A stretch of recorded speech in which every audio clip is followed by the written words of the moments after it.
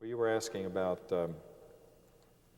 things that I had enjoyed doing or would be proud of. Here again, I can't say I'm particularly proud of it, but one of the things that I have become probably most noted for are taking piano scores and orchestral scores and adapting them to the organ. There's a real art in this, and I don't know how much of it can be taught.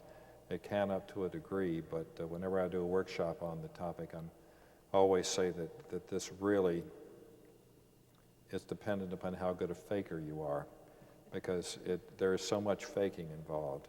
You can take a piano score, and when you pick it up, you have to remember that it's only one person's idea of how an orchestral score reduces down to the keyboard. I've done so much of this and probably have become as well known for that as anything. And this got started because at Riverside, we did an oratorio every Sunday afternoon, as I mentioned, from October through May for many, many years. This happened actually in several churches in New York in the days when Carnegie Hall was the only concert hall, and even it didn't have concerts on Sunday afternoon. So that I had to, week after week after week, take every oratorio known and unknown and boil it down to play it on the organ. Of course, I had a marvelous instrument with all the orchestral colors and the solo stops. And it was like solving a wonderful jigsaw puzzle every week to put the things together. And I was so dumb when I was young, I didn't realize how hard it was. I just thought it was fun. But by doing it, hundreds and hundreds of them, literally, it became something that I gained a certain amount of recognition for. In September 2000, the University of Nebraska-Lincoln hosted its 22nd annual organ conference. The topic was the American Symphonic Organ, and Fred Swan was one of the 4 featured presenters. His first lecture, Meeting the Challenges of Accompanying at the Organ, was recorded there for this American Guild of Organists video. The organ used in Lincoln was the 1997 Schoenstein organ at First Plymouth Congregational Church, United Church of Christ. As an accompanist at the organ, I think it's the same as accompanying anywhere else, regardless of what instrument you're using. You're a partner with a choir or with another soloist, and you know when to be subservient, and you must also know when to assert yourself. I've heard some people, for instance, play an accompaniment and beautifully when the soloist was singing, and then an interlude would come along and they would still shrink back like a violet, whereas at that point is a time to come forward. And I think this is one thing to keep in mind. Remember to be assertive at certain times when you need to be. And remember that you are unique, just like the other person.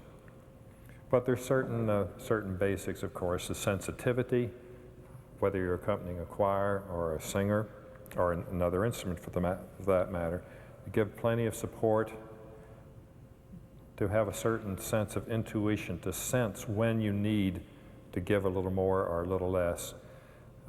You've all heard examples of people who accompany where it's almost like one person between a soloist and a choir or the accompanist, and I think this is the ideal of what we should look toward.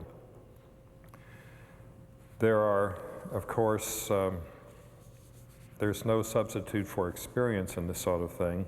Somebody has said that experience is something you don't get until just after you need it. And so people often say, well, how do you do it? I don't know how to do that. Well, it comes from experience. I dread to think what some of my first accompanying was like. I began as a church organist at age 10, and I can't imagine what my accompaniments must have sounded like at that point. I think I probably played hymns all right then because I had a certain routine. Every Saturday afternoon I went to see the horse opera at the local movie house. Most of you are too young to remember horse operas. That was the shoot-'em-up westerns that were always shown at the movie house on Saturday afternoon, so I would see that. And then I would go to the church and shoot up the hymns for Sunday morning to try to get them ready. And even after 60 years of doing it, I still practice my hymns each week because I think that's important. And certainly it takes a lot of time for preparation with the accompaniments also. How good a faker are you? Because I think that this is absolutely essential. One thing you have to remember is that when you pick up a score, whether it's a Messiah or an Elijah, or no matter what vocal score you pick up, or an anthem for that matter, if it's a reduction of an orchestral score, it's one person's idea of what that reduces down to the keyboard. And sometimes they're absolutely unplayable as they are.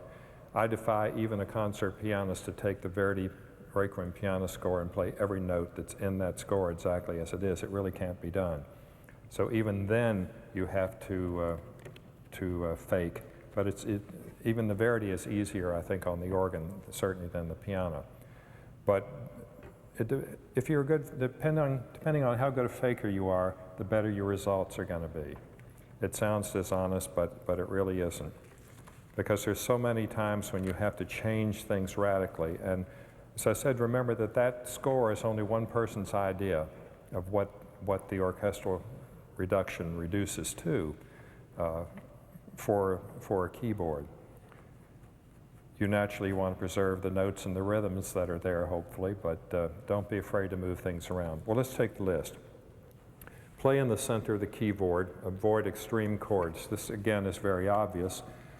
Piano scores have us going all over the keyboard like this, and what they're trying to do, of course, is get the wide range of orchestral instruments, or more brilliance or less brilliance, as the case may be. But on the organ, we don't have to do that because we have all these magic things, and some of those up across the front help us a lot too. So generally speaking, I think we don't have to play all over the keyboard. Reduce things into the center of the keyboard. Number 2, leave out unnecessary doubling of octaves. Most organists do not practice the piano enough as it is, and therefore their octave playing is not always as good as it should be. Well, fortunately, it's not necessary. But in addition to leaving them out, you will discover a few places where it's quite in order to play the octaves. But be alert to places where octaves, or rather a doubling of sound of the notes or the chords, will enhance the sound, or where it's actually called for in the orchestral score. Take, for instance, one that has always been a pet peeve with me is the Pastoral Symphony from the Messiah of Handel.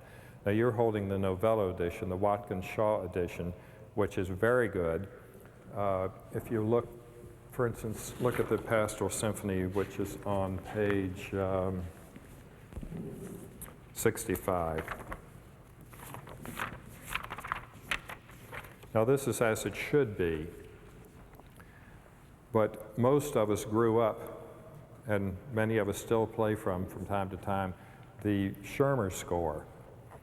And the Schirmer score has only a low C, what would be low C on the organ keyboard, and a right-hand part. And I hate to tell you the number of times I have been to a Messiah performance and heard an organist actually play that way, where they would pull out a 16-foot stop in the pedal, sometimes not even an 8-foot stop, and plant their foot on low C, and then, oh, this is pretty, I'll use the strings. So they pull out the strings, and then they would play.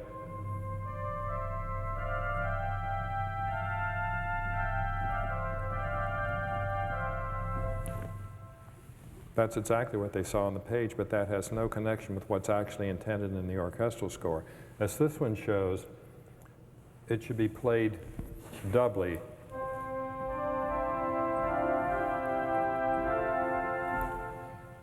Similarly, I would bring the low C of the pedal up to the middle C of the pedal, put on the manual decoupler pedal, and since it's a little awkward at times to exactly duplicate in both hands what should happen, use the subcoupler if you have it.